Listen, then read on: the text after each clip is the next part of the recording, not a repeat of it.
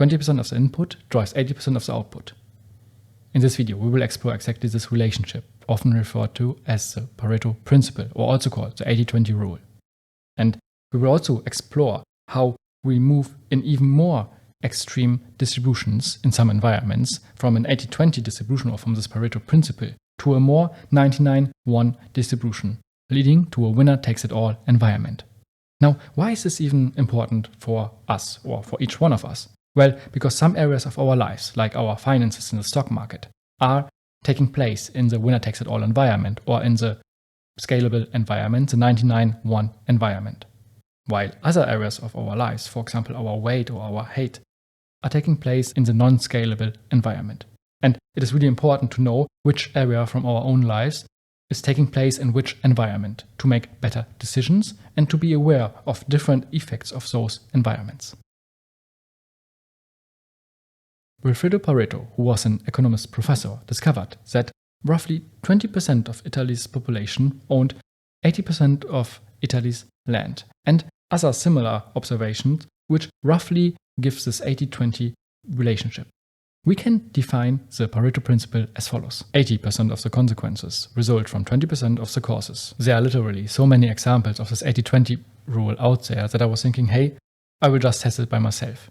And it's not a scientific test because I just use literally one example. So it don't show too much, but it takes exactly place in this winner-takes-it-all environment, namely my YouTube channel. So let's check this Pareto Principle, this 80-20 rule, on my own YouTube channel, on this YouTube channel here, Invisible Compass, to see what are the distributions on this channel. Invisible Compass has 50 videos and roughly 40,000 views. So let's test the 80-20 rule. 20% of my videos would be 10 out of 50. And those 10 videos, like the 10 best videos, have 30,450 views.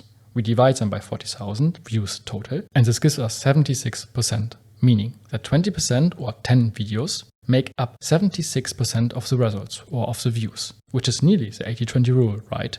And one important point to keep in mind. The 80-20 rule is only metaphorical. It is not a rule, even less a rigid law. This is really important to keep in mind. It is not about the exact numbers, that everything is exactly 80-20 or 20-80, that the relationship is always exactly those numbers. What we can do now is to break the Pareto Principle even further down to apply the Pareto Principle on the Pareto Principle. From those 20%, we can take another 20%, which would make 4%. We take 80% from 80%, which would make 64%. That means roughly 4% of the videos should make 64% of the views, according to the Pareto Principle. Let's test it. 4% of my videos would be 2 videos.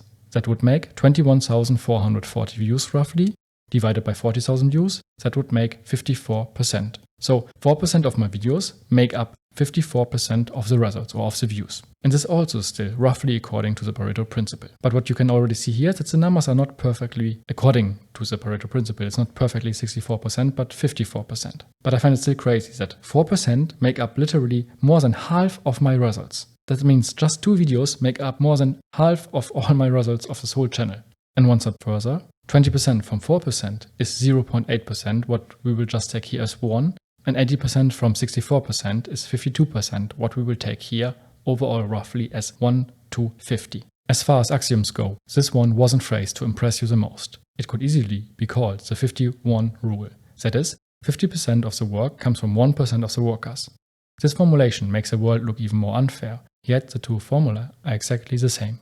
1% would be 0.5 videos. So I take from my best video half of the views, which are 6,550 views, take this from 40,000 views total, which would make 16%. So in my case, it is 1 to 16. Before we now move to the 99-1 environment, we have to first get some background knowledge about scalable and non-scalable environments to better understand this whole concept. Nassim Taleb coins in his book, The Black Swan, 2 different environments, Mediocristan and Extremistan. If a Martian came to Earth and engaged in the business of measuring the heights of the denizens of this happy planet, he could safely stop at 100 humans to get a good picture of the average height. If you live in Mediocristan, you can be comfortable with what you have measured, provided that you know for sure that it comes from Mediocristan. You can also be comfortable with what you have learned from the data. If you are dealing with quantities from Extremistan, you will have trouble figuring out the average from any sample since it can depend so much on a single observation. In Extremistan, one unit can easily affect the total in a disproportional way. In this world, you should always be suspicious of the knowledge you derive from data.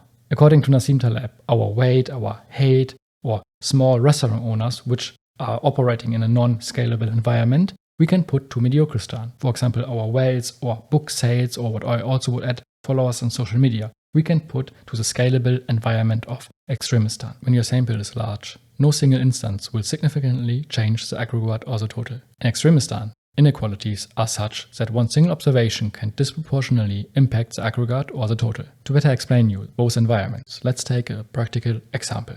First, we start with Mediocristan. I took some 100 random heights from all the world's population measured in centimeter. And we can take the average from this number, which would be 172.9 centimeter. Now imagine that we have one more observation, like the 101 person. This person is extremely tall compared to the normal average height of the world population. Let this person be 250 centimeter or 2.5 meter. Now we add this to our pool of different people. We take again the average from 101 people, and this average would move up to 173.7 centimeter. So it would move up slightly, but as you can see, one single extra observation, even if this is an extreme, like in this environment, an extreme observation, will not change the average so much, right? So now compare that to the area of Extremistan. We take 100 random salaries in the United States, measured in dollar. Now also here we measure the average, which is roughly $87,321. Now imagine that we also take here an extreme outlier. So let's add to our sample pool of 100 salaries the salary of 100 million. Now we take again the average from this 101 samples, which would be $1,076,554. What we can see here now beautifully, I would say, on the difference between those two, we take in both cases the extreme example of both these environments, and in Mediocristan this average is not really changed. But in Extremistan the average is extremely changed. One outlier can totally change the whole average.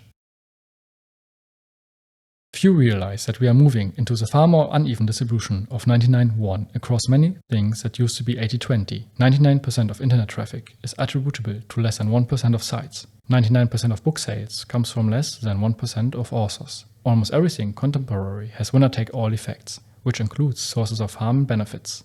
What I want to show you with this video is that we learn to think in which environment, which some areas of our lives act in. Just hope that you also get the thinking from the non-scalable and scalable environments for Mediocristan and Extremistan, and also the Pareto Principle that in Extremistan there's not always that an input 1 results in an output 1 and input 2 results in output 2. This linear relationship is not given in Extremistan. It can be like this, but it also can be that input 5 results in output 500 or I don't know 1000.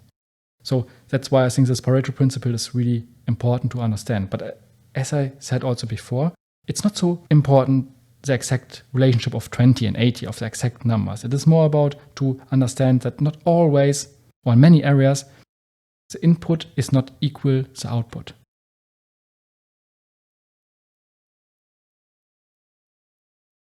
Thank you so much for watching this video today, and I hope you got some value out of it. And as always, I wish you a fantastic day.